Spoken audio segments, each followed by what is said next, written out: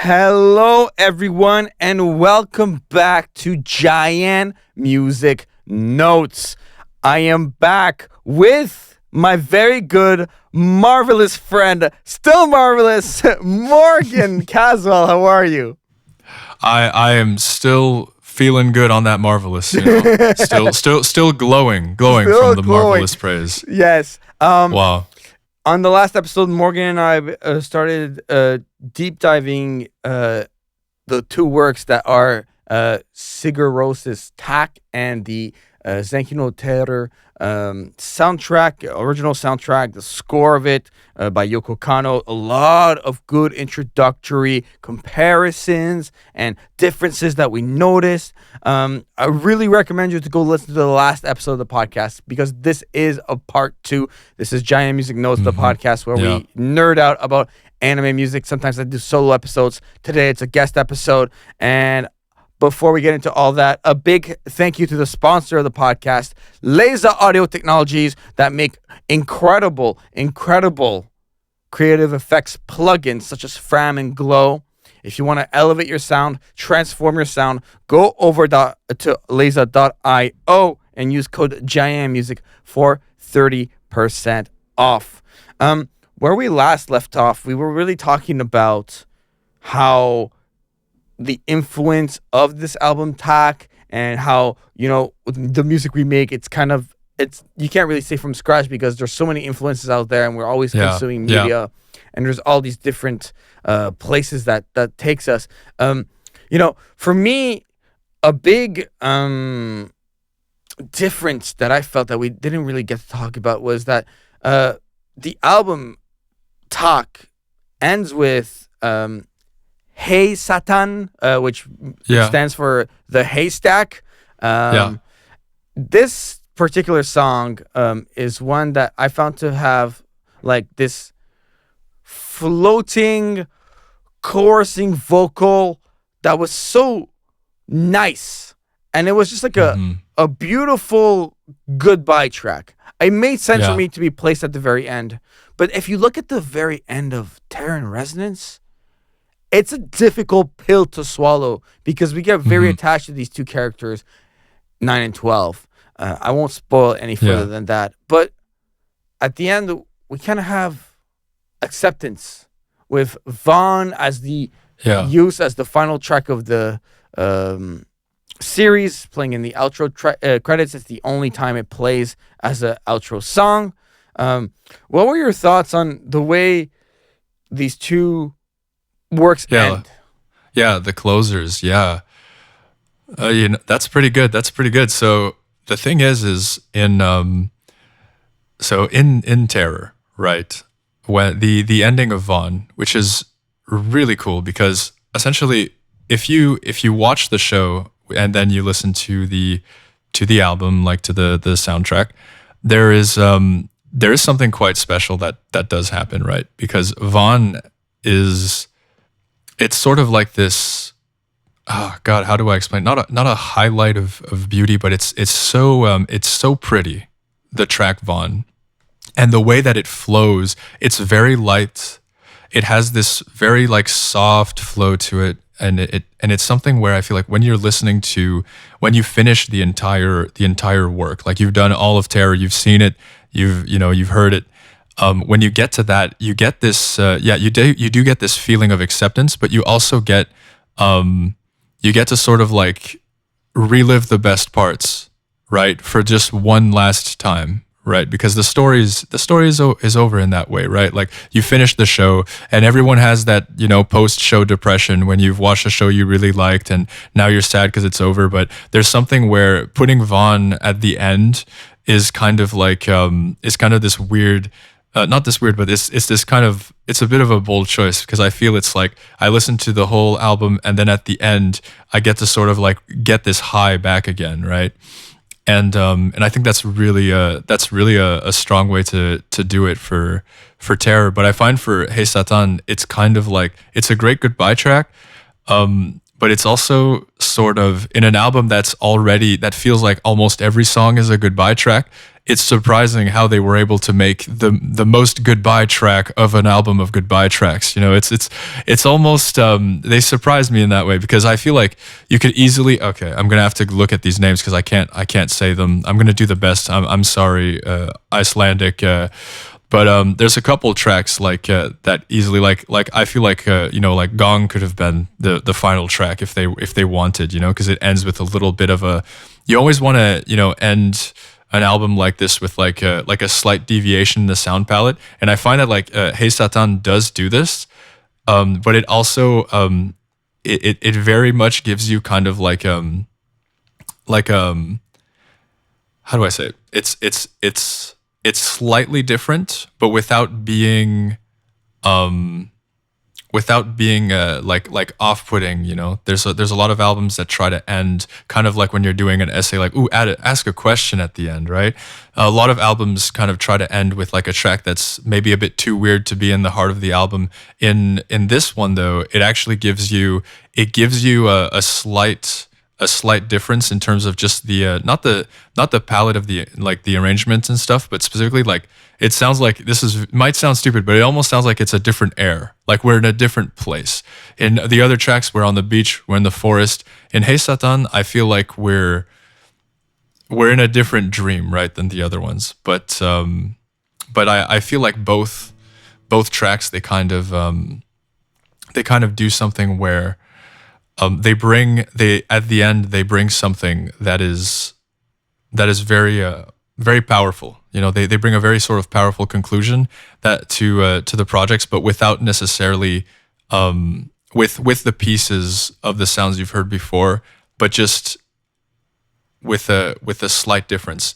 I would say for Terror, one of the biggest difference that they bring is that the vocals are actually different in Vaughn than than a lot of the other tracks. Like the performance kind of goes high to low in a way that's different than. Bro, this album is phenomenal. And yeah. I think I am not overhyping when I say that every track feels like a big track. Oh yeah. Every track could be a single. Like there was track 9 and very. I'm gonna just switch it so I can have it a little bit playing in my headphones and talk about it. For the record, I will say, like, when I say the big track, I was actually referring to Vaughn for Zank No Terror, because the big track on Tak is actually Hoppy Pola. I mean, for sure. Yes, like by like fame. Yeah, by like metrics. Reach, by fame. Metrics, yeah. sure, but like it's not my favorite. I'm not looking at it like that. We'll get there. Yeah, I'm not looking at it like that. Like, I listen to Anvari and I feel the melody just repeating throughout the entire song. Yeah.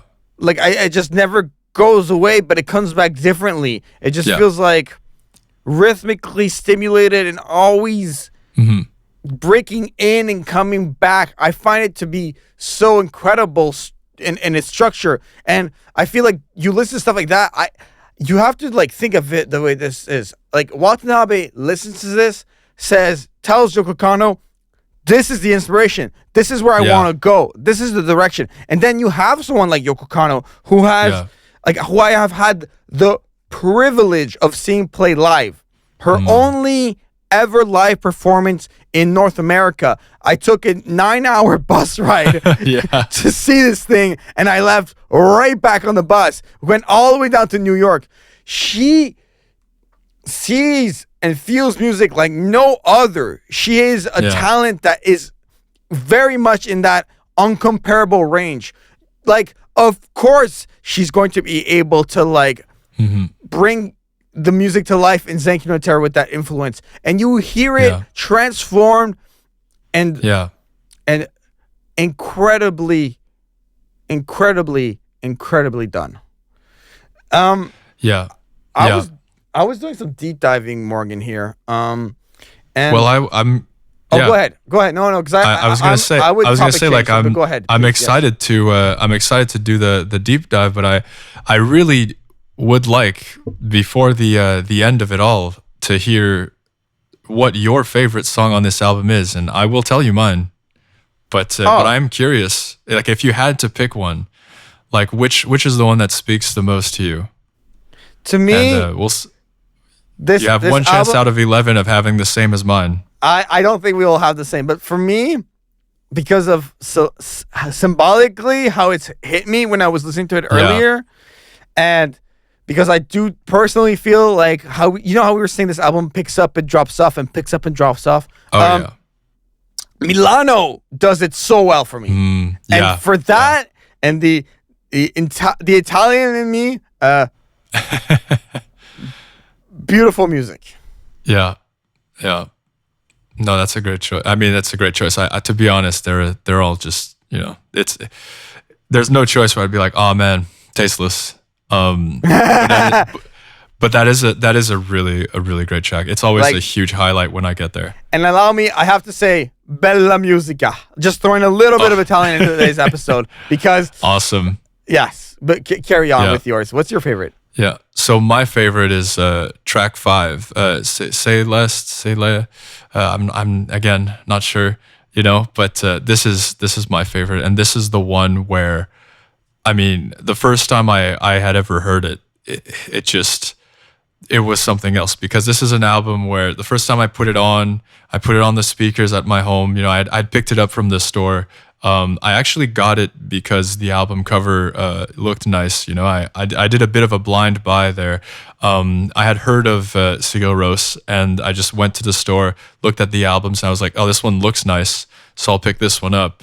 Back then I was bold and I had a lot of disposable income because I was a teenager, So basically I got it, I bought, I went home, put it on, and I was just like floating for the first 4 tracks. But when I heard this one, and this one is like, it's huge. It's like 8 minutes, probably more, 9 minutes. And it takes you to that same sort of familiar place that you've been for those first couple tracks. But then it's sort of like halfway in, it becomes very quiet, very minimalistic, a bit of noise, a bit of air, a bit of ambient. And then like the circus shows up. Literally the circus just shows up. Like a marching band just comes in on the track, and it becomes horns, a bit goofy, but also it shows a huge optimism and a huge sort of like it always brings a smile to me. Some of the other ones, they bring some nostalgia, some sadness, some happiness, whatever. But that track, every time I get to the later portions, I feel like I've entered a really, really pleasant, very calming dream, and so that's my personal favorite. And but again, none of the tracks would have been a bad choice. They're all good. They're all. I love the ones that take you to many places, and Milan takes you to a lot of places, which is it takes you to Milan, of course, but it also takes you to every corner. It's also, I want to say that's the longest track on the album. I believe so. And, it is. If you listen to any Chip Machine tracks, I like my long compositions. Oh, yes. Yes. The last album, not so much. The last subtitle, not so much. But I was surprised. Yeah, thank you. So I was doing some deep diving, and I didn't throw this into the Google Docs because I wanted to kind of, how in the last one I was kind of giving you trivia about all the music song titles when we talked about on episode 9 and 10. So here's the thing. I was looking at where Tak was recorded. Like what studio? So it's called Sun Login Studio. Okay. And it's in Mosfellsbær in Iceland. A town that I literally drove through. That I didn't even know it was that town. But I've literally, it's a beautiful little spot. And originally, this studio was used, actually, I'm gonna do a zoom out here. I know it's gonna be long-winded, but believe me, I got you. I'm here for it. A little bit of story time with Jaian. Let's go. When one goes traveling in Iceland and goes on a road trip, one requires showers every single morning. However, showers are not available in camper vans. So what does one do? Well, in Iceland, lots of campers use swimming pools to go take their shower. This is a common thing. Okay. This is something that a lot of people do. And it's ironic that is it, because I've done my fair share tour of Icelandic swimming pools. They have great swimming pools over there. No, they really do. They even have a thing where you can like literally dry your bathing suit in a spinner thing, and it makes it. Anyways, they're in the future over there. I love their swimming pools. The original use of Sundlagen Studio was a 1930s swimming pool, Morgan. And really? Yes. And what I think it's wild to think that like a once abandoned Icelandic swimming pool gave birth to the sound of tak. And somehow those same reverbs echo into the fragility of terror in resonance, that these two sonic worlds separated by a literal many oceans speak the same emotional language. And my God. this is why I said I have more stuff to say. This is what I wanted to say. I find the connection, if you deep dive, and for some reason, to me, Zank, Terror and Tak are so deep diveable. It feels like it's a larger universe than Star Wars to me. There's so much, so much to it. Oh, what are your thoughts? Wow. I mean, I'm right now. My brain's processing a bit of that. I wasn't expecting there to be the pool connection for these two. Literally, dive in the pool, hop out, and you're in. You dive into. What does 12 jump into in the first episode? I know, no. But that's what I'm saying. I didn't think we were gonna go there. That's why when you said it, I was like, holy crap! Like it definitely. I had the instant imagery, because that for me. I will say, first couple episodes for Terror is really good. Like really, really well directed. There's something there where that's one of the things that I remember the most is actually the swimming pool part. So the moment you said it, I was actually extremely surprised. My goodness, like connected by a swimming pool. That's what I was gonna say. Is there's something where you hop into the swimming pool of Sigur Rós and you end up in Zank Terror. Yeah. Literally connected by the multiversal swimming pool. Incredible. Yeah, I like. Like this abandoned swimming pool becomes like the sanctuary of sound for the creation of Tak. And then you think about how Yoko Kanno over in the land of the rising sun is scoring this thing, scoring something was also like broken and bruised and left alone. Yeah, it's the testament of art to me, how connected that is. But also, it makes sense, because of course, like Sigur Rós have this very when I think of, there's something where like the abandoned space, and also like such an old space, like a swimming pool, like a sort of like abandoned family public area. It really does, I think, help connect to the sort of imagery that Sigur Rós bring to the table. But at the same time, the sort of like visuals of like the visuals, the environments that you get when you're watching Terror, right, is you're getting a lot of like not necessarily abandoned buildings, but there's a lot of like buildings with nobody in it, places with nobody there, right? Because there's a lot of like architecture shots with no people in it. And this is something Watanabe likes. He likes showing off a lot of the environments. But I feel like that also is something where the music complements this greatly, right? Like, and I think you might be onto something. It's like a connection I haven't really, I didn't plan on coming here, but now the brain's stewing a little bit. That's what good podcasting does, Morgan. It's true. But yes, wow. It's really mind-blowing. And it's the type of thing where like it's even more interconnected for me, because this anime made me want to visit Iceland. Yeah. Because like I honestly like didn't even know how like where Iceland was when I was like growing up. It's not a country that like just was like of big reference to me. And when I found out about Terran Resonance, it literally taught me Yeah. about the world in this like really beautiful way. I find that this anime is super intertwined with emotions and with its music, and it's so beautifully like made. Tak has these like cello swells, Yeah. and Terror Resonance has these different like jazz pieces or size of acoustic guitar. There's lullabies for the lonely, Yeah. and there's like beautiful language within Tak. It's just so phenomenal, so Yeah. phenomenal. Yeah. Yeah, it's something where I think that because that's one thing that we said it very briefly at the end of the last one, but that kind of was the thesis coming into this episode. But the idea that of course art is a conversation because art is always two things. Art is always a reflection, and art is also a conversation because art doesn't exist in a vacuum, right?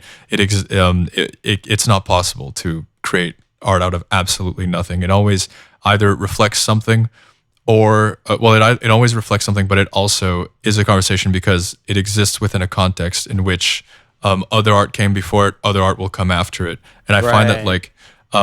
when you have works like this where it's also cross medium, right? Because it is something where Tak is an album is just the sonic space.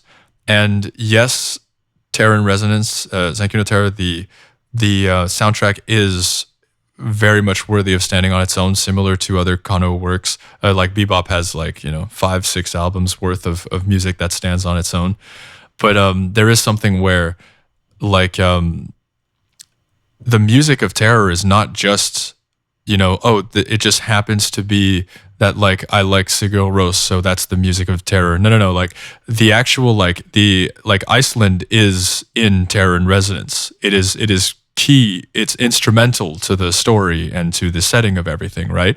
They Vaughn is not just a word they use to name one of the songs. No. It's in the show. So there's something where it's really cool because you do get this sort of cross media connection where they took influences of Tak, but it didn't just influence the music. It actually influenced everything, right? And so you end up literally in a new place when you do this. And that's something that I think is of course the power of music. You can listen to music and imagine a movie. You can listen to music, imagine a book. A lot of writers listen to music when they write, And I think that's one of the really powerful things about music is that it can really take you somewhere else and create a space and deepen that space. And to have done Terror, to end up in such a different place. Because of course, when you listen to Tak, you don't think about terrorism. That's never been a thought. I listened to the album, for a couple of years before Terror came out. I had never thought of, oh man, I would really want to blow up a building, But somehow, thanks to, of course, some key differences from Yoko Kanno, thanks to a bunch of different aspects, but he actually, Watanabe did take us to that place, and somehow it feels so fitting. It feels so fitting that we have this legendary Icelandic band that inspired it, that sound that you could only get from there, and somehow it all works really well. But that's a testament to the conversation that is art, right? And not to mention that Terror is very Japanese, and in a way where a lot of the topics and things that are talked about in Terror are things that are hot topics in Japan at the time. People, a lot of media in Japan tends to criticize the way that people use children and younger people and all of this, a lot of stuff like this that is very interesting, but it's something where the pressure we give to the youth and stuff is a very huge topic in Japan.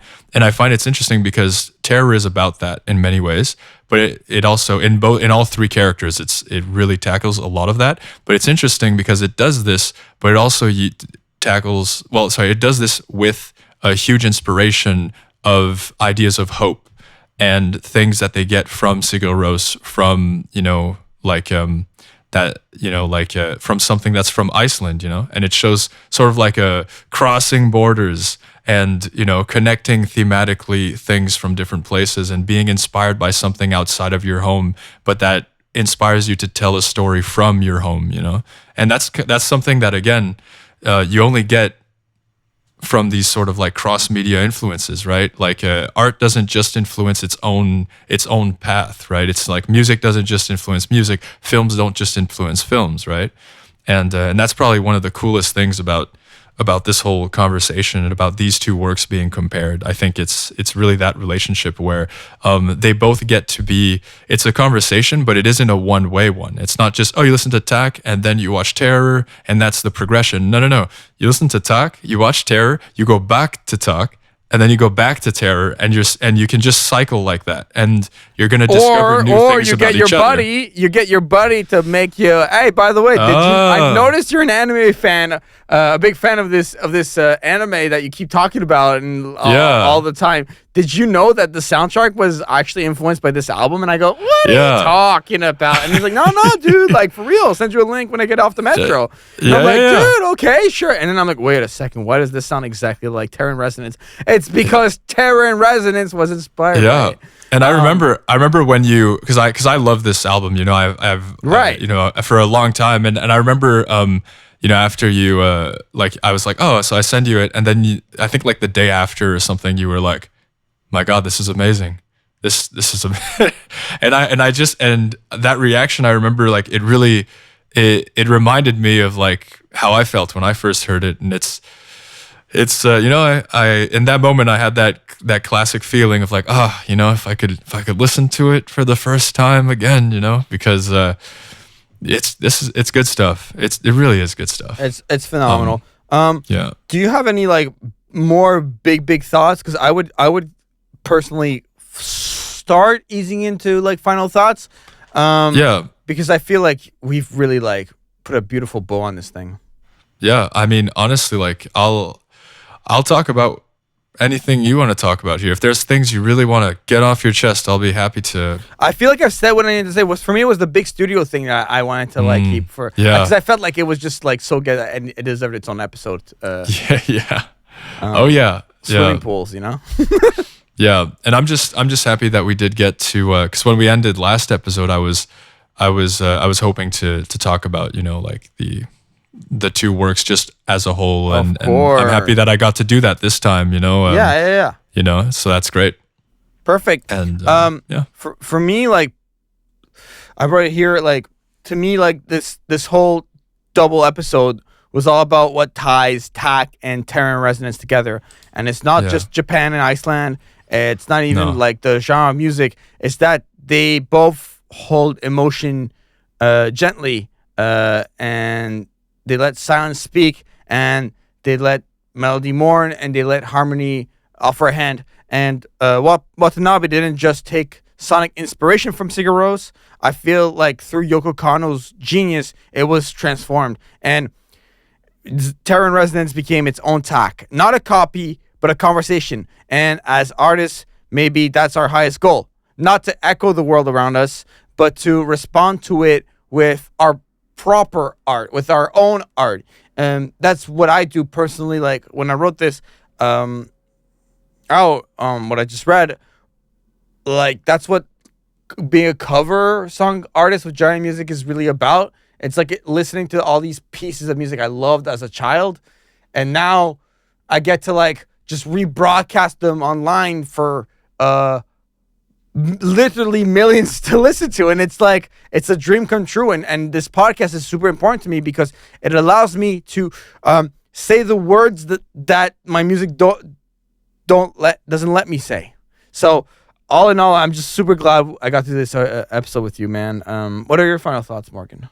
I mean, I like it. I was happy to be here, and it's nice to have a bit of a sequel to the last times I was on. And two-parters too. So we've really covered a lot of the ground when it comes to the Sigur Rós and Terror talk. But I'm always happy to be here and to talk about this stuff, man. You know it. Oh, I mean, you're literally opening the door for me here with this one. Morgan, I have a soundtrack I really want to talk about with you for the next one. I don't know. I'm not saying we have to commit to even be this year. I'm just saying for the next one. I feel like Morgan is the best, like, you see him twice a year type guest. It's like, oh my God, it's the Morgan episode. You know? Okay.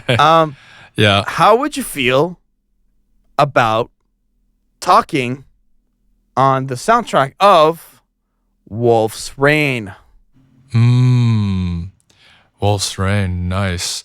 I'm a big Wolf's Rain fan. Have you seen it? Yeah, I've seen parts of it, but I would re-listen it. Like, wow. We have time, obviously. It's good. Oh yeah, I have the Blu-ray. I have the whole series on Blu-ray. If you want, it sounds like we gotta hang out. If you want to watch that, yeah, I actually have that. It's great. We could do that. We could definitely do that. Yeah. Oh, it's really good. It is very like it is also quite a very emotional, very kind of also very pretty soundtrack. Yes. But that'd be interesting. Okay. I'd be down to do a Wolf's Rain. Yeah. Okay. Coming to a one-day episode podcast near you, Wolf's Rain, breaking down by your boy and your other marvelous boy. Morgan, where can people find you? They can find me at Morgan the Alien on Instagram, and that's pretty much the main social media for me. Perfect. So a reminder that the artwork for JaianMusic Notes is provided by GoPro Kyo. Go give him a follow on everywhere and go use all of his services for your artwork needs. He does animation. He does everything. He's amazing. Use code JaianMusic for 30% off at Laser Audio Technologies. I am at JaianMusic on social media. JaianMusic.com is my website. Make sure to find the podcast JaianMusic Notes in your favorite podcatcher. New episodes every single week. I appreciate every single one of you. So for myself and Morgan, this has been another episode of JaianMusic Notes. Goodbye, everyone. Goodbye.